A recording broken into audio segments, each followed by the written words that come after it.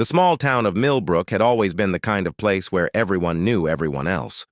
Nestled in the rolling hills of the Midwest, its population of just over 2,000 residents went about their lives with a quiet predictability.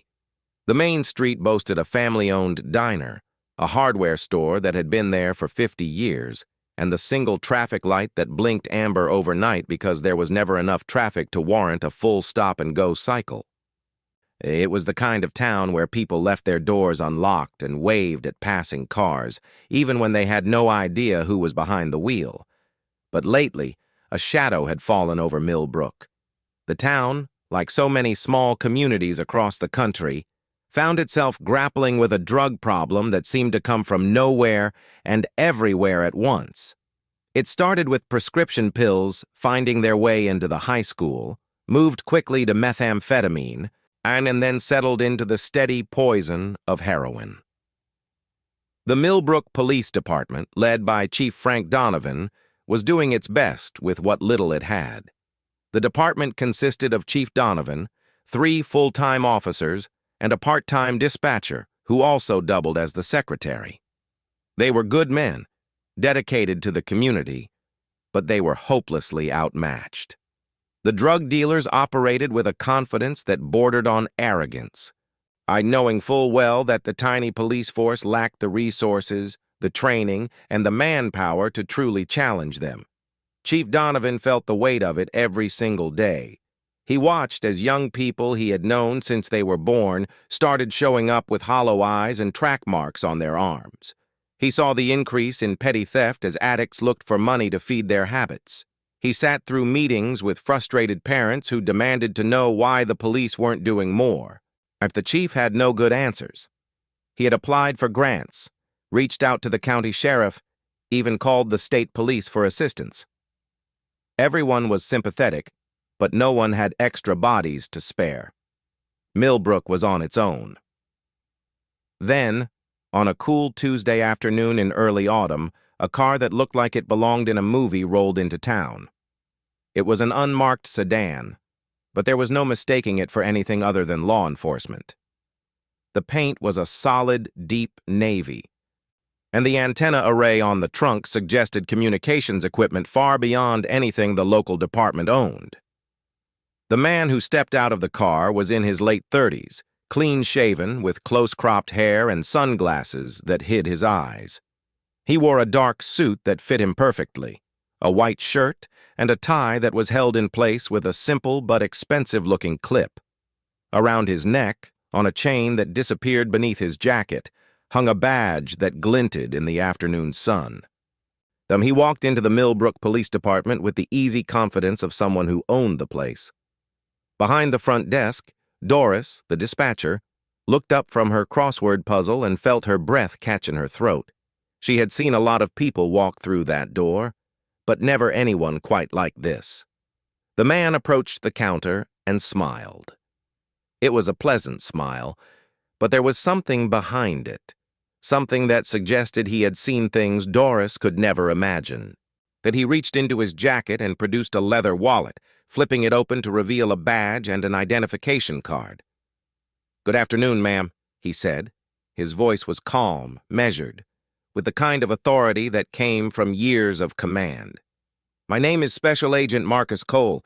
I'm with the Multi-Jurisdictional Narcotics Task Force operating out of the Department of Justice. I need to speak with the person in charge." Doris stared at the badge. It was a 6-point star, gold and blue, and with lettering that spelled out the task force name in an official-looking font. Above it, in smaller letters, were the words, Department of Justice. She had never seen anything like it in person, only on television shows. Her mind raced. Why would a federal agent come to Millbrook? She managed, suddenly aware that she was staring. "That would be Chief Donovan. He's in his office. Just a moment, I'll get him." She hurried down the hallway, her heart pounding. Chief Donovan was at his desk, reviewing reports that all seemed to say the same thing. Another overdose, another tip that went nowhere, another frustrating day. He looked up as Doris appeared in his doorway, her eyes wide. "Frank," she said, lowering her voice to a whisper, "there's a man out front, A federal agent. He wants to see you." Donovan blinked. "A federal agent? What kind of federal agent?" "Narcotics," Doris said. "Task Force. Department of Justice. He has a badge and everything. He looks like the real deal." Donovan stood up, straightening his uniform shirt. He had been a cop for over 20 years, starting in the city before moving to Millbrook for a quieter life. He had worked with federal agents before, on joint task forces back in his younger days. He knew what they looked like, how they carried themselves. As he walked to the front office, he prepared himself to meet a colleague. The moment he laid eyes on Special Agent Marcus Cole, all of Donovan's instincts told him that this man was exactly who he claimed to be. Cole stood with his feet shoulder-width apart, his hands clasped loosely behind his back, studying the bulletin board on the wall with the kind of casual observation that Donovan recognized as a professional habit. When Cole turned to face him, his handshake was firm, his eye contact direct, and his presence filled the small room in a way that made everything else seem smaller. "Chief Donovan," Cole said, extending his hand. "Thank you for seeing me without an appointment. I apologize for the lack of notice, but I prefer to operate with a certain degree of discretion." "No problem at all, Agent Cole," Donovan said, shaking his hand. "What brings the Department of Justice to Millbrook?"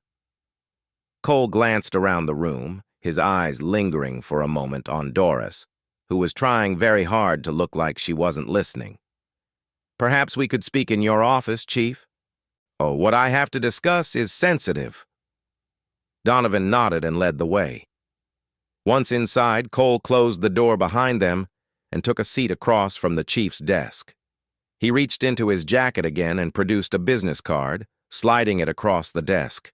It was thick, high-quality cardstock with an embossed Justice Department seal and contact information that included a Washington, D.C. area code. "I'm going to be direct with you, Chief," Cole began. "But my task force has been monitoring drug trafficking patterns in this region for the past 18 months. We've identified Millbrook as a significant node in a distribution network that extends from the Mexican border all the way to Chicago. The reason your local efforts have been struggling isn't because you're not doing your job. It's because you're up against an organization that operates on a scale you weren't designed to handle."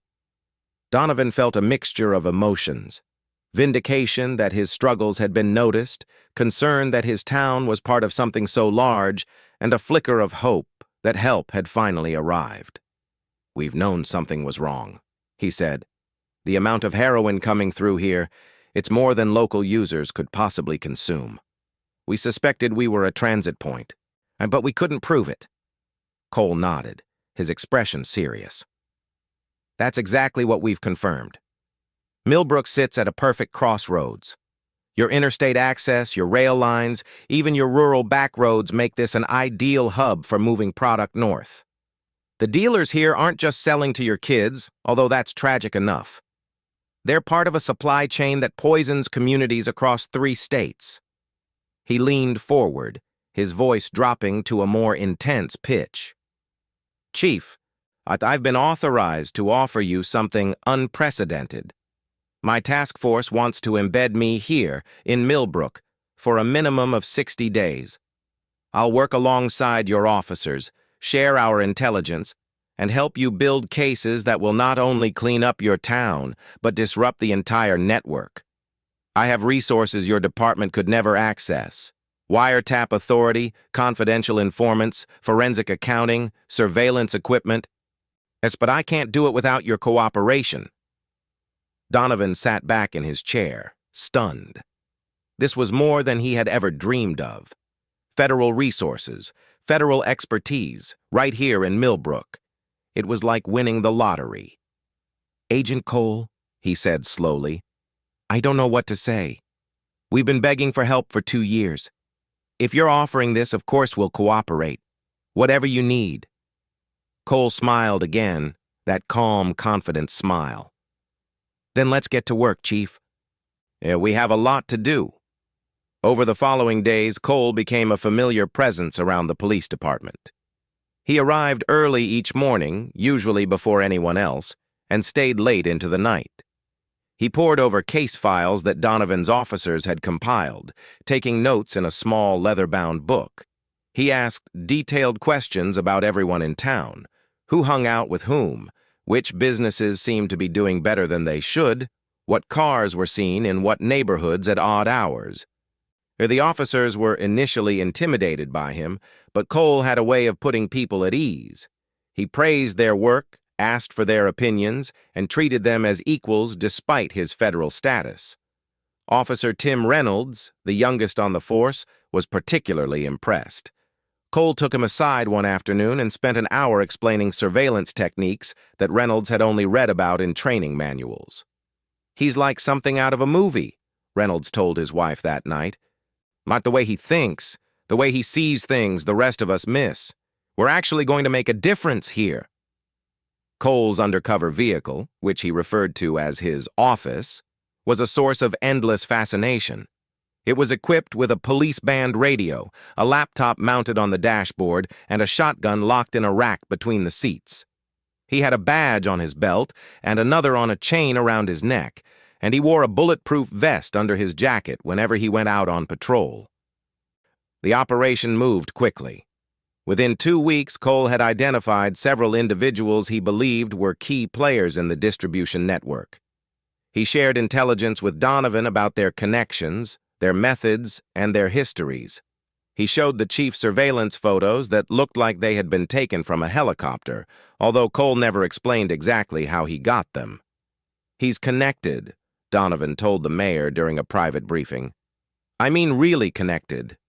This guy has access to stuff we can't even imagine. He says the Justice Department has been watching this region for years, building a case piece by piece. Now they're ready to move, and we get to be part of it."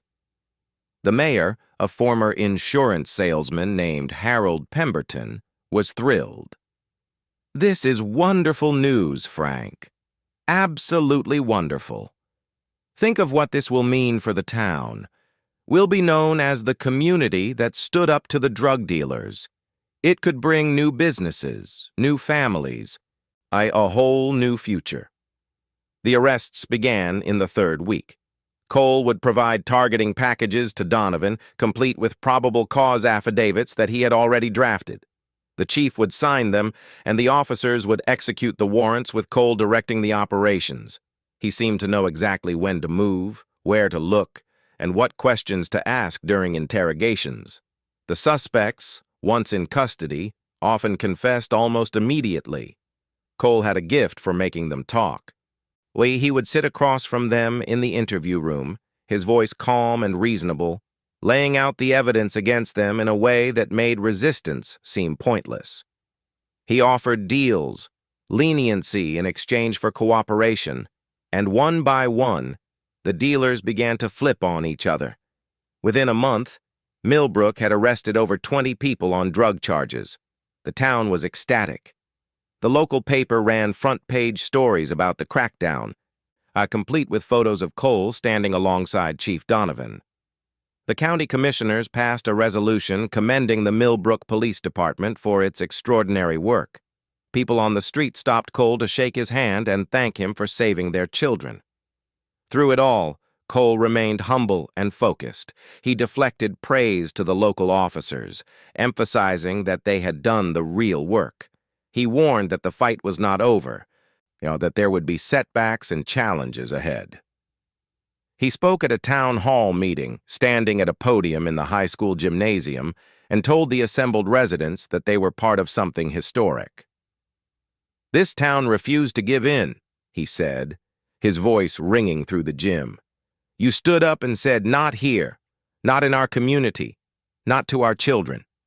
And because of that courage, because of your chief and your officers, we have dealt a blow to an organization that thought it was untouchable. But we cannot stop now. We must remain..."